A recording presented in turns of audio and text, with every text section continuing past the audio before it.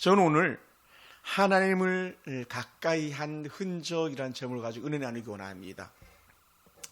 저는 가보진 못했지만 인천에 주안 감리교회가 있는데 보니까 큰 교회더라고요. 아주 큰 교회고 건물도 잘 지은 그런 멋진 교회가 있는데 가보니까 이 영상을 제가 인터넷을 통해서 보니까 이 교회가 1995년 4월 30일에 국제성서 박람회라고 하는 박물관을 교회 안에 세웠어요. 그리고 또 입장료도 다 받더라고. 보니까 어른이 7,000인가 얼마 하는 입장료를 받는 그런 교회인데 여기는 많은 성경들이 보관되어 있습니다. 성경을 인쇄하던 구텐베르크의 금속 활자 인쇄기도 있고 종교개혁시대 때 촉판으로 발행했던 킹 제임스 성경도 있고 많은 성경들이 전시되어 있답니다. 그리고 미국의 유명한 목회자들이 기증한 성경들도 그곳에 아주 전시된 아주 멋진 그런 박물관이더라고요. 제가 언제 기회가 되고 한번 가봤으면 좋겠습니다. 하지만 어떤 전시된 수많은 물품보다 무려 5,000점 이상 물건이 있다 그랬으니까 그 5,000점 그 물품들보다 그리고 몇 억 가는 그런 어떤 그 물품보다 더 가치가 있는 최고의 가치가 있는 성경이 하나가 있는데 그것은 여러분처럼 평범한 성도가 기록한 필사했다고 말하는 써내려간 성경이에요. 그곳에는 그 교회 구관해라는 집사님이 계셨는데 이 집사님이 폐암 말기 판정을 받아가지고 고작 3개월에서 길어야 6개월이라고 했거든요. 저희 아버님도 폐암 판정받고 거의 6개월 만에 돌아가셨는데 정확하더라고요.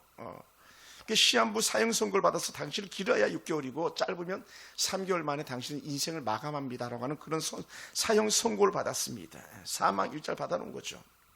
그러니 얼마나 놀랍고 또 때렸고 두려움이 있었겠습니까? 그런데 이 집사님은 그게 아니고 내가 얼마나 인생이 허무하고 덧없는지를 내가 이제 알았다. 그러면서 지금까지 내가 누렸던 그 수많은 지위와 부귀와 권세를 내가 누려봤지만 그것은 아무것도 아니었다 하면서 그 마음에 드는 것이 하나가 있었는데 그게 뭐냐면 하나님 죄송합니다 라는 마음이 들더라는 거예요. 하나님 죄송합니다. 내 인생의 마침표를 찍을 때가 되다 보니까 하나님이 크게 보였고 하나님을 위해서 내가 도무지 한 게 아무것도 없더라는 거예요. 그리고는 이제 길어야 3달밖에는 뭐 넉넉하게 살아봤자 6달밖에는 살 수 없는 그런 일자를 받아놓고 그가 기도하기 시작하는데 하나님 내가 죽기 전에 성경 한번 쓰고 천국 가게 해주세요. 이게 기도가 절로 나오더랍니다. 그리고는 그때부터 이 죄인이 죽기 전에 성경 한 번만 쓰겠다고 하는 그런 고백 속에서 성경을 써나가기 시작했었습니다. 말이 그렇죠 여러분. 우리 교회 거의 웬만한 사람들은 성경 일독을 하지 않은 사람들 거의 다반사일 겁니다. 왜냐하면 성경을 일독한 사람들의 신앙생활은요 보통 사람과 전혀 다릅니다. 저는 그것을 믿습니다. 왜냐하면 말씀이 힘이 있고 말씀이 사람을 변화시키는 능력이 있기 때문에 그렇습니다. 근데 이 구집사님이 말에 그렇지 성경 한번 읽는 것도 보통 시간이 많이 걸리는 게 아닌데 성경을 한번 필사한다는 건 더더욱 놀라운 일이었던 거죠. 그러니 많은 시간이 소요되는 거예요. 그래서 그는 성경을 필사하면서 눈물로 계속적으로 성경을 써내려갔습니다. 창세기, 출애굽기, 레위기, 민수기, 신명기 점점 성경을 써가는 부피는 좀 늘어났습니다. 그런데 성경을 거의 다 써갈 즈음에 보니까 자신이 죽어야 된다고 했던 그 날짜들이 지나가는데도 불구하고 죽지 않는 거예요. 그리고 깜짝 놀라가지고 병원에 가보았더니 의사가 깜짝 놀라가지고 당신에게 폐암 흔적이 남아있지 않습니다. 당신은 아무런 암에 대한 흔적이 없어졌습니다 하면서 그렇게 회복을 갖다가 의사가 선언해 주었다는 거예요. 그러니 그가 눈물로 써내려갔던 그 성경을 기록했던 써내려갔던 그 은혜가 자신의 생명을 연장케 하는 그런 놀라운 은혜가 되었는 줄 믿습니다. 할렐루야. 놀라운 거죠. 사랑하는 성도 여러분, 오늘 우리가 만나는 욥이라는 사람은요, 정말 힘겨운 시간을 보냈던 사람입니다. 그는 세상에서 말로 평가할 수 없을 만큼 최고로 믿음이 좋았고 가장 의로운 사람이라고 말할 만한 그런 멋진 사람이었었거든요.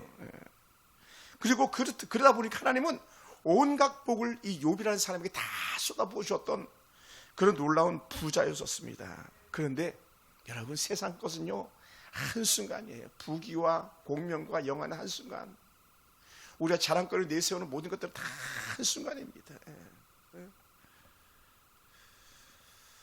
그는 졸지에 10 아들, 딸을 다 잃어버렸습니다. 재산도 다 잃었습니다. 몸도 완전히 병들어서 만시차이가 됐습니다. 얼마나 힘들었으면 성경의 표현을 보면은 그의 기왓장으로 몸을 긁어댔다고 말해요. 얼마나 그 인생이 초라합니까? 우리가 잘 아는 것처럼 욥의 부인은 그 남편을 저주하지 않습니까? 너 나가서 요즘 말로 하면 죽어버려라. 그렇게 살아서 뭐하냐? 그러니 안에서도 적이고 밖에서도 적이고 내 육체도 적이고 하니 욥이 무슨 살 수만 있겠습니까? 그런데 이런 큰 환난 중에 있는 모든 것을 다 잃어버린 욥에게 그래도 주변에 친구들이 찾아와가지고 먼 곳 각곳에서 친구들이 찾아와가지고 욥을 위로한다고 하는데, 아주 위로하는 사람들이 교묘하게 위로한 듯 하면서 어쩌면 위로하는 말 같은데 말 속에 뭐가 있어요? 뼈가 있는 거예요. 무슨 뼈? 정죄하는, 욥을 정죄하는 그런 정죄거리가 욥의 세 친구들 통해서 계속적으로 전해지고 있는 거예요. 그러니 욥이 얼마나 마음이 아팠습니까?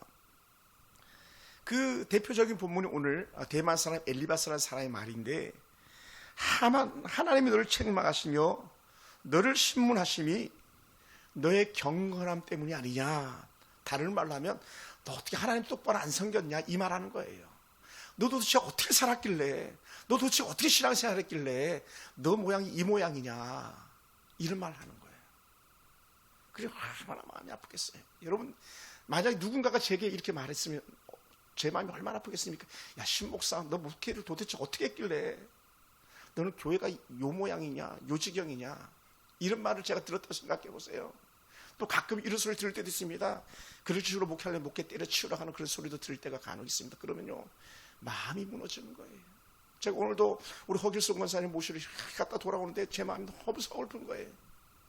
그래서 제가 그렇게 결단했습니다. 하나님, 제가 언젠가 기도원을 좀 다녀왔으면 좋겠습니다. 이런 기도를 다시 했어요.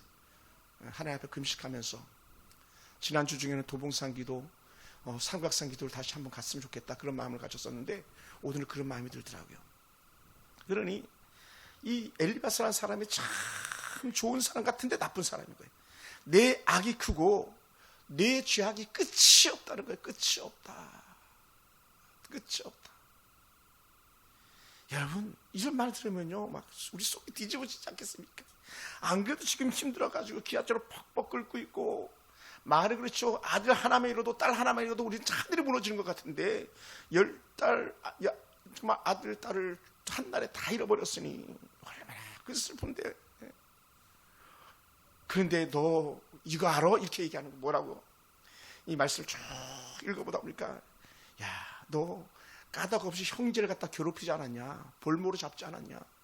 그리고 너 도대체 그렇게 많은 돈을 쌓아놓으면서 헐벗고 굶주린 자에게 먹을 걸 주는 건 고사하고 의복을 빼앗지 않았냐? 의복을 빼앗지 않았냐? 돈 꺼가고 돈 안 갖고 보면 옛날에는 어떻게 옷을 빼앗아 갔거든요. 저희 엄마는 이불을 빼앗긴 적도 있어요. 우리 엄마는 전기 밥솥을 빼앗긴 적도 있어요. 70년대 초입니다만은. 그러니 이 엘리바스가, 야, 너 한번 돌아봐봐. 너 형제들 얼마나 괴롭혔냐? 가난한 사람들 넌 얼마나 돌봤냐? 그리고 가장 기초적인 거, 너 이놈아, 목마른 사람도 물 한 컵이라도 떠준 적 있어? 막. 목마른 자에게 물을 마시게 하지 아니하며 줄인 자에게 음식을 주지 아니하냐? 그렇게 말하는 거예요. 이제 22장 7절에 나오는 말이에요. 제 말이 아닙니다. 또 우리 교회는 예전엔 과부가 많았는데 지금은 이제 과부들 거의 없습니다만은 과부들 향해서 하는 말, 야, 너 과부들이 와가지고 좀 도와달라고 할 때 너 빈손으로 돌려보내지 않느냐? 빈손으로.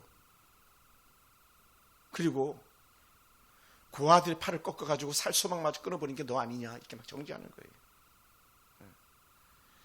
여러분, 이 중에 한 가지만 가지고도 뭐라 그래도 우리 너무 속상할 텐데 산처럼 쌓이는 거예요. 욥을 정죄하는 말이, 엘리바스가 한 사람이 정죄하는데 산처럼 쌓이는 거예요. 차라리 오지나 말지. 저는 이런 마음이 드는 거예요. 차라리 오지나 말지. 그냥 나 내버려 두지. 이런 마음이 저 같으면 막 들었을 것 같아요. 그러면서 이렇게 계속적으로 조롱을 하죠. 우리의 원수가 망하였고 그들 남은 것을 다 불이 삼켜버렸다라고까지 말합니다. 재앙이 완전히 임해가지고 끝났어, 이렇게 말하는 거죠. 사랑하는 성도 여러분, 어찌 엘리바스만 그렇겠습니까? 어찌 엘리바스만 욥 같은 고난 중에 있는 사람에게 그렇게 정죄하고 짓밟고 다시 일어날 소망마저 끊어버리는 그런 사람이 있겠습니까? 우리는 고난 중에 있는 사람을 아주 그냥 그 양의 탈을 쓰고 위로하는 척하면서 속에는 늑대가 있고 여우가 있는 그런 모습들이 우리 안에 있지 않은지 한번 돌아봐야 되지 않겠습니까? 위로하는 척하면서 내가 너 그렇게 망할 줄 알았어, 내가 너 그렇게 끝날 줄 알았어, 그렇게 위로하는 척하면서 조롱하는 그런 헛된 마음들이 우리 가운데 얼마나 많이 있는지 한번 돌아보기도 합니다. 엘리바스는 욥에게 그런 사람이었다는 거죠. 제가 보기에 이런 친구는요, 없는 것만 못한 것 같습니다. 그런데도 여러분, 우리가 꼭 기억해야 될 게 있어요. 한자성어로 타산지석이라고 하는데 남의 돌을 가지고 교훈을 삼단 말인데, 그럼에도 불구하고 이렇게 정죄하는 엘리바스를 통해서도 우리는 이렇게 잔인하고 또 정말 사람의 마음을 완전히 헤집어 놓는 엘리바스의 말을 성경의 저자가 기록해 놓는 것은 충분한 우리에게 교훈이 되는 그런 가치가 있다는 거예요.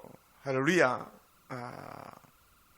그것은 어떤 가치냐? 저는 이렇게 생각해 봅니다. 우리에게 고난이 찾아오거나 형통을 원할 때 우리가 어떻게 반응해야 되는지를 우리 엘리바스의 말을 통해서 우리가 깨닫게 되는 거예요. 다른 말로 하면 우리가 너무 힘들잖아요. 너무 어렵잖아요. 그럴 때에 비록 나쁜 놈 같은 엘리바스의 말일지라도 우리는 그의 말을 다시 한번 조목조목 귀담아 들어봐야 되는 거예요.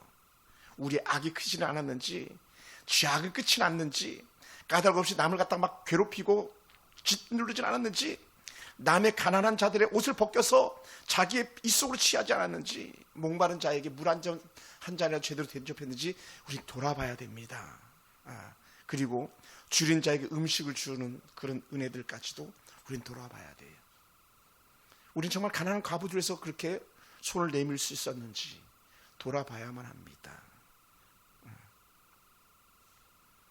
우리 교회를 위해서 오늘도 마음 써주는 분들이 많이 계셨거든요. 예전에 반주자였던 방규인 집사님 오늘도 또 이렇게 예물을 보내오셨더라고요. 그게 뭡니까? 가난한 과부에게 쌀을 건네주는 거고 목마른 자에게 물 한 잔 건네주는 거거든요.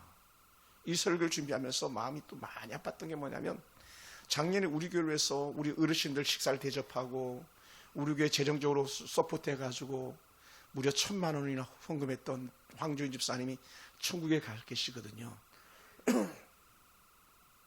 그런 좋은 사람은 좀 더 오래 살게 해주시지, 하나님 뭐가 급하셔가지고 겨우 50주를 넘어갔고 이제 60주를 들어가려고 하는데 훌쩍 데려가셨는지 이 설교를 준비하면서 얼마나 제가 마음이 아팠는지 모릅니다. 사랑하는 성도 여러분, 하나님은요 우리에게 평안이나 행복이 넘쳐날 때보다 인생이 굴곡지고 모든 것이 뒤틀어졌다고 생각할 때에 우리에게 더 많은 것을 깨닫게 하는 줄 믿습니다. 할렐루야. 그게 은혜예요, 은혜. 어둠이 가장 지칠 때 작은 별이 더 반짝이는 것처럼 우리의 고난이 더 크면 클수록 어떻게 돼요? 우리 하나님이 더 뚜렷이 보여야 되는데 어리석고 미련한 자들은 하나님이 보이지 않더라는 거예요. 하나님이 보이지 않는 거예요. 어떤 사람들은 망했다고 털썩 주저앉아 버리는데 우리는 그렇게 살아서는 안 될 사람들이 아니겠습니까? 그러면 우리가 엘리바스가 했던 말을 주목해야 될 게 뭡니까? 많은 말들이 있죠. 그 중에 한 줄을 꼽은 거예요. 뭐냐? 너는 하나님과 화목하고 평안하라 라고 하는 우리 22장 21절 말씀이에요. 우리 다시 한 번만 읽어볼까요? 너는 시작. 너는 하나님과 화목하고 평안하라. 그리하면 복이 내게 임하리라. 그리하면 내게 복이 임하리라. 많은 사람들은요, 하나님을 믿는다고 하지만 환난이 찾아오면 하나님과 화목하기는 고사하고 뒤로 점점 멀어지는 거예요. 에이, 교회 다녀봐도 별거 없네. 에이, 나아지는 거 없네. 오히려 어떤 사람들은 에이, 신앙생활하다 망했어 이렇게 말하는 사람도 혹 있었을지 모릅니다. 그런데 그렇지 않다는 거예요. 비록 나쁜 친구는 엘리바스지만 그는 하나님 앞에 복 받는 방법이 뭔지를 알고 있는 사람이었다는 거예요. 하나님과 화목하라. 하나님과 화목하라. 그래서 화목이란 말 자체가 뭐냐면요, 단순히 화목하다는 게 막 이렇게 둘이 막 싸우지 않고 잘 지내는 게 아니에요. 그것만을 말하는 게 아닙니다. 다른 말로 하면 하나님과 화목하다는 표현은 뭐냐면 하나님을 내가 가장 귀하게 여기는 보석처럼 하나님을 귀하게 여기는 마음이라는 거예요. 할렐루야. 여러분, 정말 귀하게 여기면요, 우리 함부로 말하지 않습니다. 함부로 행동하지 않습니다. 귀하게 여기지 않으니까 함부로 대하고 함부로 말하고 함부로 나가는데 우리는 얼마나 그렇게 연약함이 많은지 모릅니다. 그럼 하나님과 화목하다는 말은 우리가 하나님에게서 유익을 얻는다, 이런 표현이 되기도 합니다. 그러다 보니까 저는 이런 표현을 쓰고 싶었어요. 하나님을 동반자로 삼은 자, 혹은 뭐 우리가 흔히 말하는 쉬운 이해하는 단어가 있다, 파트너. 하나님이 내 영적 파트너입니다, 이런 고백을 하는 거죠. 우리 삶에 깊숙이 개입하시는 그런 하나님인 거예요. 이 엄독선을 우리가 옷을 입어서 따뜻한 것처럼 우리 하나님만 생각해도 마음이 따스해지고 우리가 살 소망이 생겨나는 그 놀라운 은혜가 바로 하나님과 화목함인 줄 믿습니다. 반면에 하나님과 화목함이 깨어지는 순간에 어떻게 됩니까? 점점 하나님과 멀어지는, 다시 말하면 주의 성전에서 멀어지는 그런 일들, 말씀에서 멀어지는 그런 일들, 설교를 들어도 도무지 귀에 들어오지 않는 그런 일들이 생겨나는 것이죠. 경고해도 듣지 않는, 그럴 때 찾아오는 게 뭡니까? 영적인 기근이라는 거예요. 비록 그가 돈은 가졌는지 모르지만, 그가 비록 건강이 있는지 모르지만 하나님과 멀어지는 건요, 모든 걸 사실은 다 잃은 거예요. 또한 저는 그런 사람들은 다 잃기를 원합니다. 왜? 그래야 하나님을 다시 찾을 거기 때문에 그래요. 그런데 정말 어리석은 사람은요, 다 잃었음에도 불구하고 하나님을 찾지 않는 거예요. 그건 정말 어리석은 자예요. 우리 그런 사람을 갖다가 사도 바울은 로마서를 통해 이렇게 말합니다. 그 양심에 화인 맞은 사람이다 라고 표현해요. 하나님이 없는.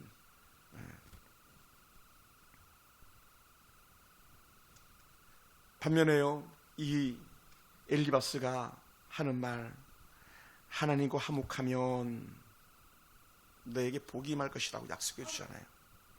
하나님과 화목하라, 하나님과 평안하라. 여러분, 우리에게는 하나님과 화목함이 찾아오는 게 샬롬이거든요. 평안하라, 하나님과 화목해야만 평안이 찾아오는 거예요. 하나님과 평안하지 않으면 가정의 화목이 깨집니다. 자녀 관계가 깨집니다. 여러분, 아무리 은근 보화를 갖다 주면서 아내를 사랑하지 않는다, 자녀를 사랑한다 그러면서, 그럼 그 가정이 생족인 거죠. 그래서 오늘 우리가 하나님과 평안하는 이 말 자체를 갖다가 우리는 여기서 쓰이는 단어는요, 샬람이라는 단어를 쓰는데, 이 샬람은 샬롬의 동사형 원어입니다. 다른 말로 하면 완전해지다, 보상받다, 회복되다, 이런 뜻을 가지고 있어요. 하나님과 화목하는 순간에 모든 것이 완전해지고 모든 것이 보상을 받아가지고 완전히 회복된다는 거예요. 할렐루야. 그런데 놀라운 은혜가 뭡니까? 오늘 우리 가운데 하나님과 완전해지기 원하고 하나님께 보상받기 원하고 하나님과 회복되는 은혜가 저와 여러분 가운데 있기를 원합니다. 할렐루야. 단순히 그냥 가깝게 지내는 것만이 아니라 정말 나의 모든 것을 갖다가 완전한 회복으로 보상해 주신 그 하나님의 은혜가 우리한테 있는 줄 믿습니다. 하나님과의 화목이 회복될 때에 우리 흐트러져 있는 퍼즐 조각이 맞춰지는 거예요.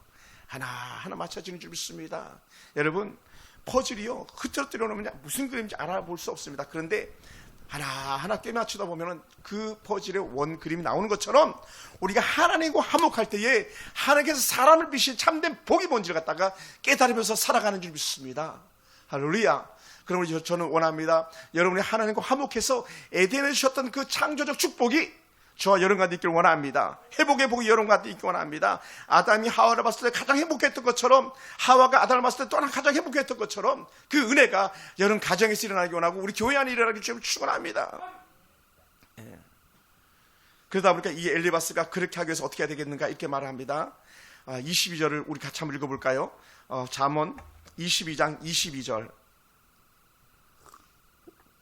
잠언 22장 22절 같이 시작. 청하건대 너는 하나님의 입에서 교훈을 받고 하나님의 말씀을 내 마음에 두라.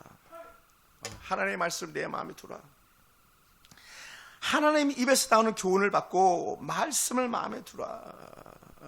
그래서 말씀을 우리가 마음에 둔다는 건요, 아주 잘 시건장치 자물쇠가 잘 잠겨지는 그런 정말 좋은 금고에 우리가 아끼는 보석을 갖다가 숨겨놓듯이 우리 하나님의 말씀을 우리 마음 깊숙한 곳에 스며들게 하라는 거예요. 할렐루야. 이러한 은혜가 우리 가운데 있기 원합니다. 말씀이 우리 안에 있기 원합니다. 그러니 주한 감독의 구집사님 같은 경우가 뭡니까? 내 인생은 끝나가지만 내가 마지막으로 취할 것이 있다면 하나님이 주신 말씀을 내 마음판에 새기겠다는 그 마음이 성경을 필사하는 은혜로 나타난 줄 믿습니다. 할렐루야. 그러므로 이 구집사님은요, 단순히 성경을 써간 것이 아니라 어찌 보면은 성경을 자기 심령에 새기는, 철필로 당신은 글을 쓰는 그런 예수님 시대는 그런 시대고 그 시대 또 그런 시대인데, 그러듯이 자신의 심장을 도려내서 새기듯이, 돌을 깨가지고 글을 새기듯이 이 구집사님은 그렇게 자신의 인생의 마지막 소원 성경 필사를 향해 나갔던 것 아닌가 생각됩니다. 여러분은 어떻습니까? 여러분은 하나님의 말씀을 보다 더 가까이 하라고 말하고 말씀을 만발 새기라고 했을 때에 제가 여러분에게 말씀하는 이 성경 암송 한 주에 한 절씩이라도 꼭 우리가 암송합시다 했을 때에 과연 어떻게 반응을 보였는지 한번 여러분 스스로 돌아보시기 바랍니다. 스스로 한번 돌아보세요. 내가 정말 하나님의 말씀을 귀히 여겨가지고 내 판에 철필로 새기듯이 정으로 쪼여서 돌판에다 글을 쓰듯이 내 마음 깊숙한 곳에 하나님의 말씀이 살아있는지를 한번 볼 수 있게 되기 원합니다. 시편을 보면은요, 주의 말씀이 내 발의 등이요 내 앞길에 비치는 이다라는 이런 고백이 있거든요. 결국 말씀이 우리를 살리는 줄 믿습니다. 여러분, 우리가 왜 고난 당한다고 말합니까? 이 엘리바스가 하는 말이 뭡니까? 고난 당하는 것은요, 우리가 세상 헛되고 험한 것을 쫓았기 때문이라고 그렇게 말해주고 있어요. 24절 25절 읽어보면 이렇게 말합니다. 제가 그냥 읽겠습니다. 내 부활을 티끌로 여기고, 사람들은 돈 하거든요. 그러니까 돈만 쳐다보면 돌아버리는 거예요. 돌아버린다는 말은 저는 이렇게 표현하고 싶습니다. 돈만 쳐다보면 미쳐버리는 거예요. 돈 때문에. 사람이 안 보이는 거예요. 가족이 안 보이는 거예요. 옆에 사람 죽는 것도 안 보이는 거예요. 그러니요, 그 나그네가 와서 물 한 잔 달라고 할 때도 물 한 잔도 안 주는 거죠. 과부가 와가지고 도와달라고 할 때 과부의 빚 못 갚았다 옷을 뺏어버리죠. 오늘 이 시대가 혹은 그런 시대인지도 모릅니다. 그런데 이 엘리바스가 내 보화를 티끌로 여겨라. 너 돈 하는데 제발 돈에 미치지 마라. 이렇게 말하고 있어요. 그러면서 하는 말이 뭐냐면 오벨의 금을 계곡의 돌로 여기라. 오벨의 금은요, 가장 좋은 금이 나는 곳에서 가장 좋은 금을 말하고 있는 것인데, 가장 귀하게 여기는 그 오벨의 황금조차도 황금을 보기를 돌같이 하라고 했던 예전에 고려시대 최영 장군의 말이 있는데, 오늘 우리가 바로 그랬으면 좋겠습니다. 최영 장군은 그 당시 성경도 없는데 꼭 성경을 본 것처럼 그렇게 말을 하네요. 여러분 어떤지 돌아보시기 바랍니다. 돈보다 아내입니까? 돈보다 남편입니까? 돈보다 자식입니까? 자식보다 부모입니까? 돈보다 부모가 먼저 보입니까? 돈보다 교회가 먼저 보입니까? 돈보다 하나님 먼저 보입니까? 그럼 여러분 살아있는 거예요. 할렐루야. 근데 대부분이 그렇지 않거든요. 대부분이 그렇지 않습니다. 그렇게 우리가 생각하다 보니까 찾아오는 은혜가 뭐냐면, 한번 따라합시다. 우선순위를 생각하라. 아멘. 우선순위예요, 우선순위. 엘리바스가 생각할 때 고난의 원인들은 돈을 관리하는 데 있다고 봤습니다. 빚을 갚지 못하는 사람들, 체주의 아들을 빼앗는 것들, 그리고 옷을 벗기는 것들, 물 한 모금 주지 않는 그 이색한 모든 것들이 다 어디에 관계되냐? 돈에 관계되는 거예요, 돈에. 네. 여러분, 지금 주위 사람들 한번 돌아보시기 바랍니다. 주위 사람들에게 뭐가 필요합니까? 자, 이 설교를 준비하려고 준비한 건 아니, 준비해놓고 이유가 생긴 거예요. 오늘 어느 분이 문자를 이렇게 보내와서 저녁에 또 오늘 아침에 문자가 이렇게 왔더라고. 목사님, 돈 있으면 5,000원만 좀 송금해 주세요. 5,000원만. 저 멀리 있는 분이 예전에 섬겼던 교회 성도가 목사님 돈 5,000원만 좀 빌려주세요. 또 오래전에 벌써 한 1년 이상 가까이 된 것 같아. 1년이 다 돼가는 것 같대. 어느 분은 또 목사님 돈 있으면 한 200만 원만 빌려주세요. 제가 무슨 돈으로 200만 원 있겠습니까? 아니, 예전에 사역했던 교회에서도 꼭 돈 필요하면 저를 찾아오더라고요. 돈 필요하면. 내가 돈이 많아 보이나 봐요. 권사님, 저 돈 많아 보입니까? 그래, 내가 살면서 뭐 남한테 돈 안 빌렸으면 돈 많은 거죠, 그죠? 물론 뭐 우리 사모님이 잘 벌어 주셔가지고 우리 교회도 잘 운영되고 가정도 잘 운영돼서 그런 은혜가 있습니다만은, 근데 돈 5,000원을 빌려달라는데 제가 막 보내주려고 봤어요. 그래 통장 잔금 570원이 남아있더라고. 570원. 그래가지고 너무 마음이 아팠어요. 그래서 미안해가지고 내가 5,000원을 못 보내주면 안 되니까 통장 그 이렇게 계좌 그 컴퓨터로 해가지고 570원 남은 잔고 모습을 이렇게 보여줬어요. 그래서 죄송합니다. 참 570원밖에 없어가지고 죄송합니다. 그리고 제가 운행을 나갔다 와가지고 우리 하은이한테 10,000원을 좀 달라 그래가지고 10,000원을 보내드렸는데, 여러분, 우리는 돈보다 사랑이 보여야 돼요. 돈보다 형제와 가족이 보여야 돼요. 부모가 보여야 돼요. 돈이 크게 보이면요, 우리 다 망할 사람들입니다. 그런데요, 사람이 보이고 하나님이 보이면요, 돈은 따라오게 돼 있다고 말하더라고요. 할렐루야. 그러다 우리 이렇게 표현합니다. 형통이라고, 형통. 아멘. 그러니까 엘리바스가, 야, 하나님과 화목하면, 하나님과 평안하면 너 복이 들어오게 돼 있어라고 말하는 거예요. 할렐루야. 물론 가난하다고 해서 하나님과 화목하지 않은 게 아닙니다만은, 오늘 성경을 보니까 그런 거예요. 제 말이 아닙니다.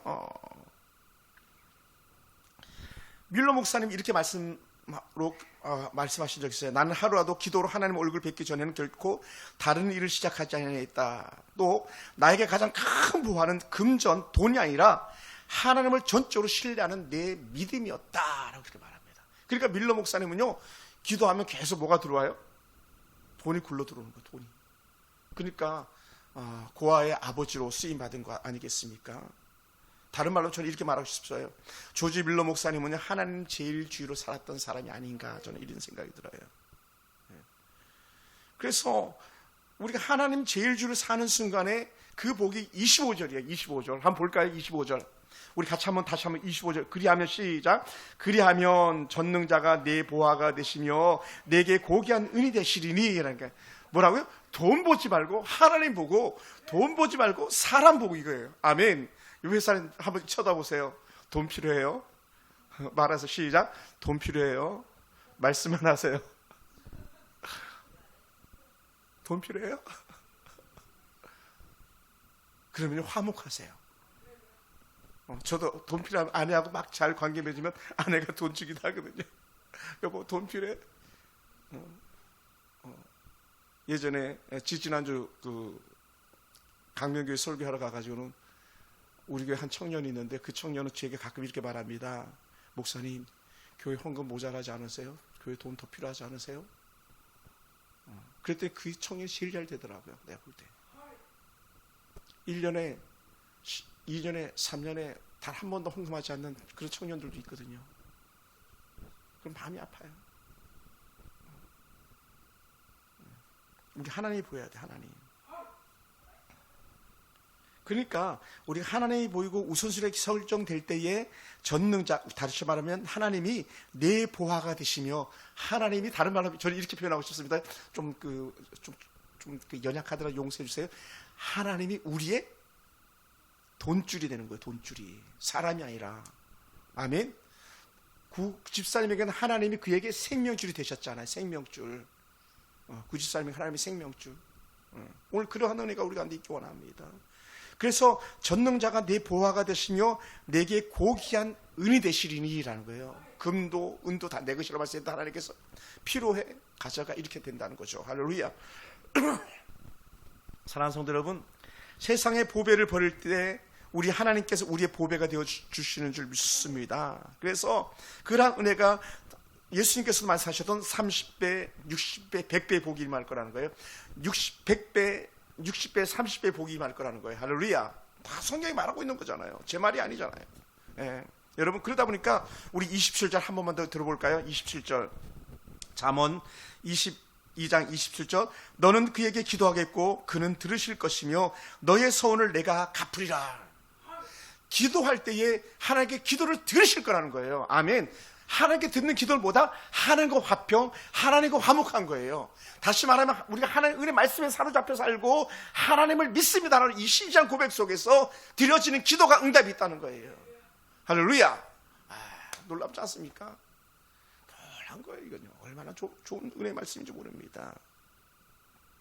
너는 그에게 기도하겠고 그는 들으실 것이며 너의 소원을 갚으시리라. 너의 소원을 갚는다. 마음의 소원했던 걸 다 갚아주신 하나님입니다. 기도했던 걸 다 응답하신 하나님입니다. 이 말씀을 오늘 이 엘리바스가 우리에게 해주고 있는 거예요. 할렐루야. 그래서 하나님은요, 잘 들으시는 하나님입니다. 단순히 듣는 것이 아니라 막 귀를 쫑긋 세우고 듣는 하나님, 생명한 것을 어떻게라도 들으려고 하는 하나님. 저는 무전기를 잘 관리했던 사람입니다만 무전기 주파수 잘 맞춰가지고, 옛날에 라디오 주파수를 잘 맞춰야 라디오 소리가 잘 나오는 것처럼 어떻게든지 주파수를 잘 맞춰가지고 우리 조계선 집사님 기도가 뭔지 내가 들어봐야 되겠다, 막 예를 들어서 우리 허길승 원사 기도가 뭔지 들어봐야 되겠다, 막 우리 사랑계 우리 집사님들 금요철에 나와가지고 기도하시는 집사님들 기도소리를 들어봐야 되겠다. 주파수를 맞춰가지고 어떻게든지 우리 사랑계 사모님, 우리 하은이, 하영이 모든 성도들 기도소리를 들으신 하나님. 어떤 사람? 하나님과 화목하는 사람들에게 들으시는 하나님이라는 거죠. 하나님의 마음과 하나님의 생각을 알고 있는 사람들에게 하나님 역사 나타나는 줄 믿습니다. 근데 살아서 우리는 어떻습니까? 우리 듣고 싶은 건 듣고 우리 하고 싶은 말만 할 때가 많이 있는데 꼭 그렇지 않다는 거. 하나님은 언제든지 우리의 말을 들으시는 하나님이시다. 할렐루야. 사랑하는 성도 여러분, 우리는 사실은 욥처럼 살지 못했습니다. 우리가 무슨 의롭습니까? 우리 뜯어보면 얼마나 많은 투성입니까? 좀 의롭지도 않습니다. 그리고 우리 부자도 아닙니다. 우리 좋은 친구도 있지 않습니다. 그런데 그래도 불구하고 우리는요, 욥처럼 하나님을 찾지 않는 그런 어리석음이 있지 않는지 한번 돌아보시기 바랍니다. 엘리바스는 기도하면 들을 것이라 했는데, 이렇게 나쁜 친구도 기도하면 들을 것을 들으시는 하나님을 알고 있는데, 여러분처럼 좋은 사람들이 기도하면 듣는다라는 것을 모르고 살아서는 안 되겠습니다. 우리의 소원, 우리 하나님께서 주신 신이한 약속의 말씀을 받고 승리한 저와 여러분 되기 원합니다. 할렐루야.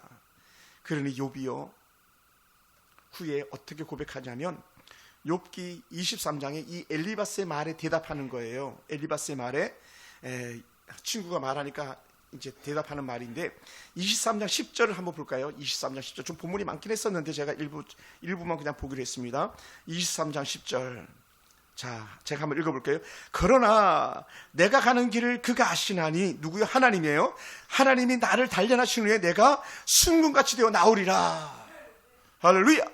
지금 내가 형편없는 거예요. 순금고사하고 저 그냥 길바닥에 나가는 진흙덩이만 못한 그런 어리석고 미련한 자처럼 뭐예요. 친구들이 다 막 그렇게 말했잖아요. 이 욥이 기도하다 보니까는 우리가 아주 익숙한 우리 본문들인데 8절에 이렇게 말했어요. 내가 앞으로 가도 그가 아니 계시고 뒤로 가도 보이지 아니하시며 그가 왼쪽에서 일하시나 내가 만날 수 없고 그가 오른쪽으로 돌이키시나 나 배울 수 없구나. 하나님 도대체 어디 계십니까? 간절히 기도하는데 중요한 건 뭐냐? 나는 도대체 하나님은 어디 계신지 모르는데 하나님은 뭐라고요? 내가 가는 길을 그가 아신다. 아멘. 우리는 하나님을 잘 몰라도 하나님은 여러분을 아신다는 거예요. 우리는 어디서 어떻게 될지 모르는데 하나님은 우리를 잘 알고 계시다는 거예요. 비록 욥이 저런 사람들에게 막 책망 듣고 환란 중에 낭망 듣는 그런 말을 막 하고 있었지만, 근데 하나님은 다 욥의 진심을 알고 계셨다는 거예요. 그러니 욥이 하나님을 깊이 생각하다 보니까 내가 가는 길을 그가 아시나니 그가 나를 단련하신 후에는 내가 순금같이 되어 나오리라. 내 발걸음이 그를 따랐다. 하나님을 향하여 길을 걸었다라고 하는 일절한 고백을 그가 하고 있습니다. 사랑하는 성도 여러분, 이런 기도가 있었던 욥에게요, 욥기 후반부 마지막 42장에 가면요, 하나님께서 뭐라고요? 하나님과 화평하고 화목하고 하나님 안에서 평안을 누리면 뭐 하다가 복을 받는다 그랬잖아요.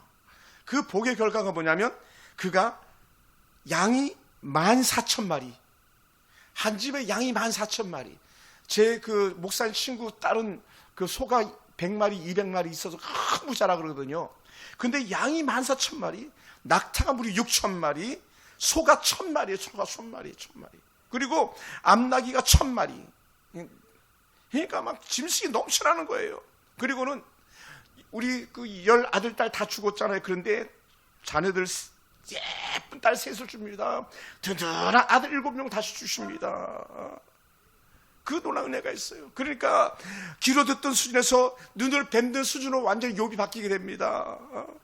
전에는 하나님이 도대체 어디 계시지, 어떻게 하시지 막 갈팡질팡했던 욥이었는데, 이제는 귀로만 듣던 하나님이 내가 눈으로 친히 배웠습니다. 이런 신앙의 고백을 하고 있는 거예요. 할렐루야. 우리 그렇게 신앙의 은혜가 자라가길 주님을 축원합니다. 우리 하나님과 화목하는 은혜가 있기 원합니다. 이웃과 화목하는 은혜가 있기 원합니다. 가난한 자들 향해 손을 내미는 은혜가 있기 원합니다. 어떤 것보다 더 전심으로 주를 찾는 은혜가 우리가 있기 원합니다. 그래서 하나님께 주신 복이 여러분 가운데 있어서 오늘 우리가 정금같이 나오는 그런 은혜가 있기 원합니다. 사랑하는 성도 여러분, 그럼 우리 세상이 헛된 것에 집착을 버리고 하나님과 화목을 쫓아가는 저와 여러분 되기 원합니다. 우리가 때로는 기도의 무릎을 꿇고 하나님의 말씀에 귀를 기울이기 원하고요, 비록 우리가 작고 미약하고 고통스러운 모습 가지고 살아간다 할지라도 우리는 하나님을 찾는 은혜가 우리 가운데 있기 원합니다. 그것이 우리가 살 길이에요. 그래야 우리가 회복되는 은혜의 길인 줄 믿습니다. 사랑하는 성도 여러분, 우리 그렇게 살아갔으면 좋겠어요. 할렐루야. 우리 옆에 사람 인사합시다. 하나님이 크게 보이기 원합니다. 할렐루야. 한 번 더 합시다. 돈보다 하나님. 아멘. 돈보다 하나님. 때로는 친구보다 하나님. 하나님이 크게 보이기 원합니다. 기도하겠습니다.